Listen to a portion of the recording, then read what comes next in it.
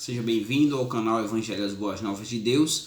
E nesse vídeo estaremos falando um pouquinho mais sobre a formação da Bíblia.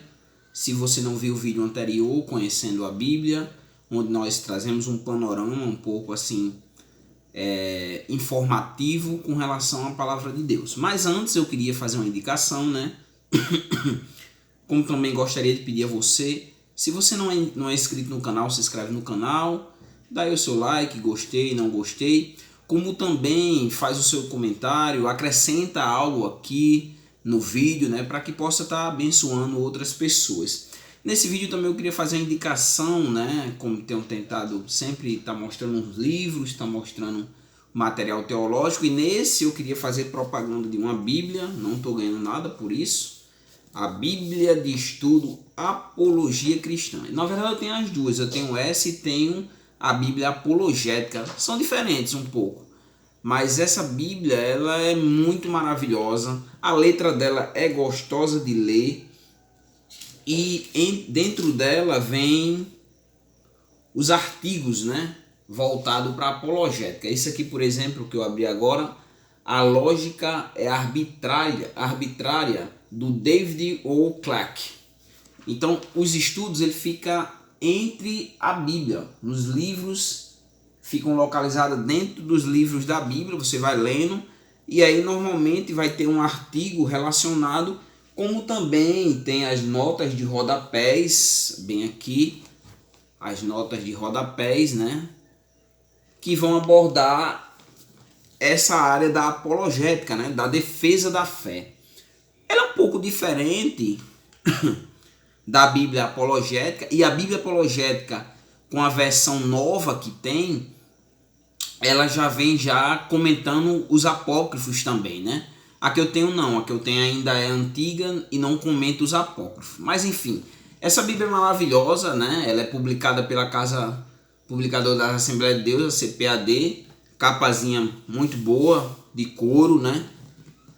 O material da Assembleia de Deus eles normalmente são muito bons, capas, né, a formatação normalmente são muito bons. Então eu indico essa Bíblia para você que quer estudar um pouquinho mais sobre as religiões, como também eu indico a Bíblia Apologética, né, nos comentários da Bíblia Apologética, comentando os versículos, ele mostra quais são as religiões que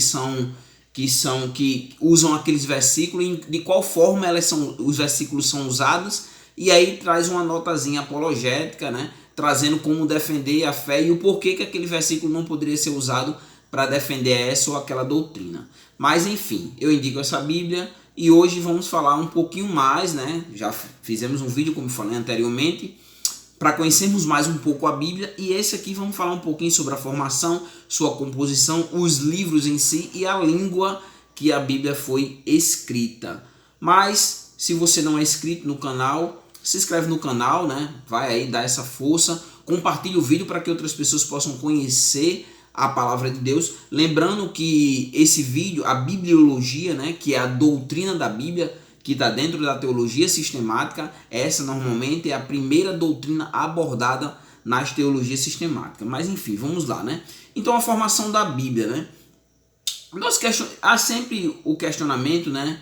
Ou até mesmo a precisão de se dizer quanto tempo a Bíblia demorou para ser escrita, né? Por completa, né? A Bíblia ela não se contradiz e ela demorou mais precisamente 16 séculos para ser escritas, né, por 40 autores de diversas localidades, autores que viveram em tempos diferentes, que tinham suas particularidades, suas individualidades, e o qual Deus usou para que escrevesse a Bíblia, né? A Bíblia, as pessoas dizem até assim, né? Quando eu ia para o trabalho hoje, eu estava pensando com relação a esse vídeo, e eu estava pensando exatamente isso, porque as pessoas dizem assim, quando a gente diz que a Bíblia é a palavra de Deus, as pessoas dizem, não, a Bíblia é a palavra de homens, né? Foi homens que escreveram a Bíblia, não foi Deus que escreveu a Bíblia, foi os homens que escreveram a Bíblia, né? Tem até uma piada que diz assim, né, que não foi os homens não, foi um burro que escreveu, foi os homens não. mas é só questão de ser ignorância mesmo, né? É uma piada ignorante, né? Mas Deus, ele e se ele quisesse, né, se apropriar de um animal para escrever, ele o faria, mas ele optou por usar seres humanos, né, racionais, criaturas suas, criadas à sua imagem e semelhança, para estar escrevendo a Bíblia, para estar trazendo a revelação de Deus ao homem. A Bíblia é a revelação de Deus ao homem, é Deus se revelando ao homem. Se Deus não se revelasse ao homem, se Deus não entrasse nesse contato com o homem, se Deus não fosse um Deus pessoal e agisse diretamente nesse relacionamento entre o homem e ele, o homem jamais se chegaria a Deus, o homem jamais teria esse contato com Deus. Então a autoria da Bíblia, ela é divina, humana. O homem escreveu a Bíblia, mas ele escreveu de acordo com a inspiração do Espírito Santo de Deus. Então quem é o autor da Bíblia, né? A autoria divina, humana. O autor da Bíblia é Deus. É Deus que é o autor da Bíblia. Ele se revela através das escrituras, através da história. E essa revelação e essa manifestação dele ao homem foi escrita, né, por homens inspirados por Deus. Então a Bíblia foi inspirada por Deus, e a sua inspiração, né, conforme nós cremos, nós cristãos, ela é uma inspiração de capa a capa. O que isso quer dizer? Desde a primeira palavra no livro de Gênesis, né, até a última palavra no livro de Apocalipse, ela foi inspirada, a sua inspiração foi plena, total, de capa a capa. Deus inspirou para que homens usados por ele, homens santos usados por ele, trouxesse a revelação de Deus à humanidade, né? Mas uma coisa que é interessante nós tratarmos, né, é que, por exemplo, de Adão até Moisés, a partir de Moisés passou a ser escrito, mas de Adão até Moisés, os relatos sobre a revelação de Deus, sobre Deus se revelando ao homem, sobre Deus se tratando com o homem, foi feito de forma oral, né? Então era transmitida essa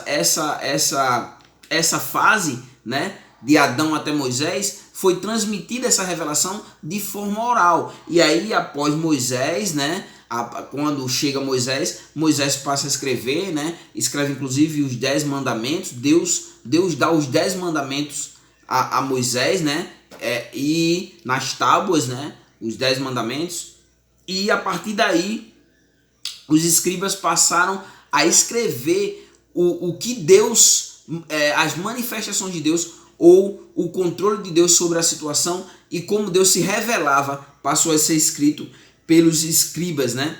E aí o que acontece? Quando chega toda a Bíblia por completa, né, tanto o Antigo Testamento como o Novo Testamento, quando chega 100 depois de Cristo, né, entre 90 e 100 depois de Cristo, toda a Bíblia, tanto o Antigo como o Novo Testamento, já havia sido concluída, né? Mas aí vem a questão, né, com relação, por exemplo, aos livros da Bíblia, né? Quantos livros tem a Bíblia? Até alguns cristãos podem dizer assim, não, mas que pergunta é essa, né? Isso é a pergunta que se faz. Todo cristão sabe quantos livros tem a Bíblia, mas aqui pode ter alguém que não é cristão, assim, ou que é cristão, mas que não tem um conhecimento mais aprofundado com relação à Bíblia. E aí, quantos livros tem a Bíblia? Por exemplo, a Bíblia. E outra coisa, qual a diferença da Bíblia católica para a Bíblia evangélica? Tem os mesmos livros? Tem menos livros? Tem mais livros? Por quê? Né? Então, a Bíblia evangélica, ou a Bíblia que os protestantes usam, ela tem 66 livros, né? Tem 39 livros no Novo Testamento, 27 livros no Antigo Testamento. Já no caso, a Bíblia católica, né, apostólica romana, ela tem 73 livros, né? Então, são 46 no Antigo Testamento e são 27 no Novo Testamento. No caso, a Bíblia católica tem 7 livros a mais do que a Bíblia protestante. Até há um questionamento, né, de, por exemplo, que os católicos têm a Bíblia dos católicos, né, os católicos apostólicos romanos são completas e a Bíblia dos evangélicos não são completas, mas só que tem que entender o seguinte, é que esses livros, né, esses 7 livros, né, que foram adicionados principalmente no caso, principalmente não, no Antigo Testamento, né, da Bíblia Católica, eles foram adicionados entre 1545 a 1563 depois de Cristo, né? No que nós chamamos de Contra-Reforma. Lembrando que veio a Reforma Protestante, né?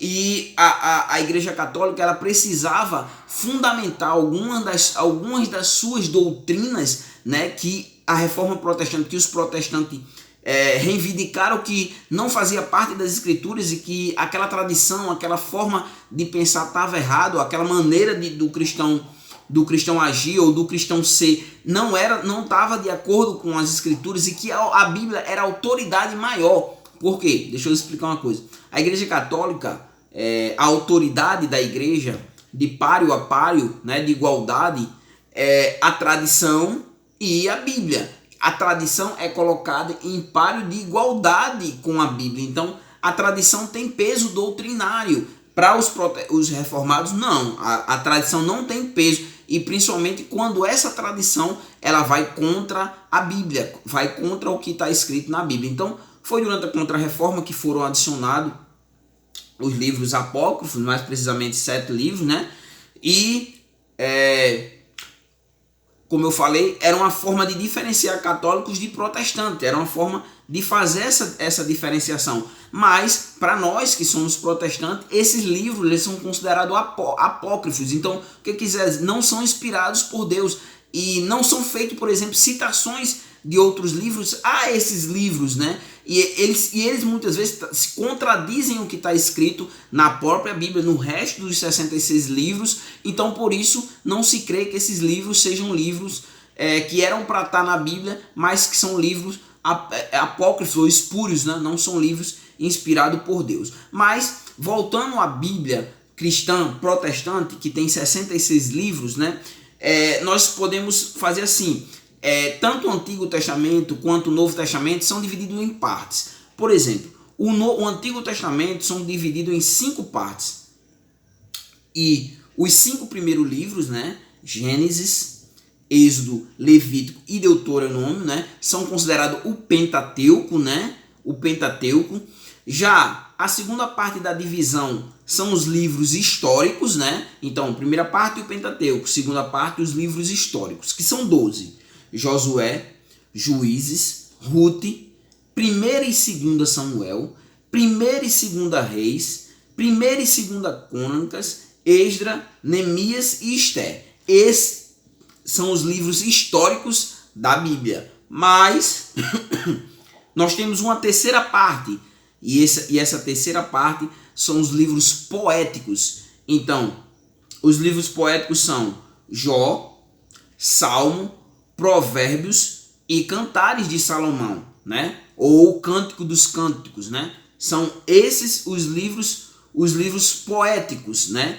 E no caso, logo em seguida, vem os livros proféticos, que hoje alguns dividem entre profetas maiores e profetas menores. Então, os profetas maiores são Isaías, Jeremias, Ezequiel e Daniel, e no caso os profetas menores são Oséias, Joel, Amós, Obadias, Jonas, Miqueias, Naum, Abacuque, Sofonias, Ageus, Zacarias e Malaquias. Então essa é a divisão que é feita do Antigo Testamento, como também existe a divisão que é feita do Novo Testamento, também é dividido em 5 partes. Então nós temos a primeira parte, os evangelhos, né? Os sinóticos, por exemplo, Mateus, Marcos, Lucas, né? Os sinóticos, e o evangelho de João, né? Que não é, os sinóticos são esses 3, e o evangelho de João. Então, os evangelhos são esses 4. Como o Antigo Testamento, o Novo Testamento também tem um livro histórico. E qual seria esse livro histórico? Atos dos Apóstolos, que mostra a história da igreja. E aí vem em seguida as epístolas paulinas, que alguns consideram 13 e outros consideram 14. São quais? Romanos, 1ª e 2ª Coríntios, Gálatas, Efésios, Filipenses, Colossenses, 1ª e 2ª Tessalonicenses, 1ª e 2ª Timóteo, Tito, Filemon e o livro que há questionamento se foi Paulo ou não que escreveu, que é o livro de Hebreus. Então pode ser considerado 13 ou 14, vai depender se vai ser considerado Hebreus como autoria de Paulo ou não. Já no caso, nós temos também a 4ª divisão, que é as epístolas gerais. E quais são elas, as epístolas gerais? Tiago, ou epístolas universais. Tiago, 1ª e 2ª Pedro, 1ª e 2ª João, 3ª João e Judas. E assim como os livros proféticos do Antigo Testamento, né, como eu falei, dividido em profetas maiores ou menores, ou simplesmente livros proféticos, nós temos também o livro de Apocalipse, que é um livro profético da Bíblia. O livro profético do Novo Testamento. O livro profético do Novo Testamento. Claro, existe profecia dentro dos outros livros, né? Tanto das epístolas, né? Quanto das cartas de Paulo, quanto das próprias epístolas universais ou epístolas gerais, né? Nós temos profecias dentro delas, mas só que o livro profético nessa separação é Apocalipse. Mas também nós podemos fazer outro questionamento, né? Com relação, por exemplo, a como a Bíblia foi escrita, em qual idioma a Bíblia foi escrita. Então, a Bíblia foi escrita em 3 línguas, né? Aramaico, hebraico e grego. O grego, que na época, né, no caso o Novo Testamento foi escrito em grego, né? O Antigo depois foi traduzido para o grego, né? Mas o Novo Testamento foi escrito em grego, e o grego era considerado na época como propriamente o inglês de hoje em dia. Então, essa é a ideia da formação da Bíblia, é o que nós podemos trazer com relação a essa formação, a essa composição e em qual língua a Bíblia foi escrita. Então, assim, essa era a proposta do vídeo, trazer essas informações. Então, assim, se você, né, quer aprender mais sobre a Bíblia, leia a Bíblia. Eu entendo que, por exemplo, muitas vezes alguns cristãos mesmo dizem que é enfadonho ler a Bíblia, é chato ler a Bíblia, mas a Bíblia, ela é a palavra de Deus, inspirada, inerrante, infalível palavra de Deus. Então leia a Bíblia, medite na Bíblia, né? Busca cada dia mais conhecer a Bíblia. É através da Bíblia que você vai conhecer mais a Deus. É através da Bíblia onde você vai conhecer a si próprio. Você vai saber de onde que você veio, por que você muitas vezes age da maneira que age, como você deveria agir, qual é a vontade de Deus para a sua vida, o que Deus quer de você, né? Quem Ele é, o que Ele tem, o que Ele ofereceu para você, qual foi a maneira, onde nós vamos desaguar, qual é o fim último para a humanidade. Tudo isso você vai encontrar na Bíblia. Eu quero encerrar com um versículo do Salmo 119, caso não esteja enganado, versículo 105, que diz assim: lâmpada para os meus pés é a tua palavra e luz para o meu caminho. Então, a palavra de Deus é a lâmpada que clareia o caminho que o homem deve andar. É a luz que ilumina, é a luz que conduz o homem ao centro da vontade de Deus. Então, a proposta era essa, que Deus possa abençoar a sua vida. Se você não é inscrito no canal, se inscreve no canal, compartilha esse vídeo para que outras pessoas aprendam também um pouco da palavra de Deus. Acrescenta algo aqui, possa ser que eu tenha me equivocado em alguma coisa, ou mesmo você tenha mais informação para acrescentar aqui, coloca aqui no rodapé, faz o teu comentário, dá o teu like, gostei, não gostei, e que Deus possa vos abençoar.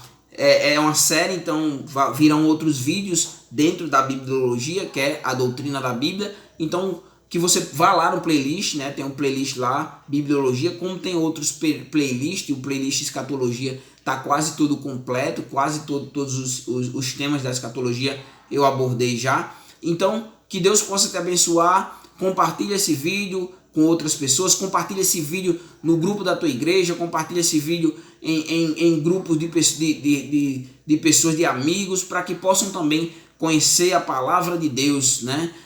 Jesus Cristo, ele disse: eu sou o caminho, a verdade e a vida, e ninguém vai a Deus senão por Jesus Cristo. Quer conhecer Jesus Cristo? Leia a palavra de Deus, leia os evangelhos, leia o evangelho de João, que você a cada dia mais vai saber quem é Deus e qual foi o propósito de Jesus vir aqui até essa terra. E eu já vou adiantando que foi morrer por mim e por você, pelos seus pecados e pelos meus pecados. Que Deus possa vos abençoar.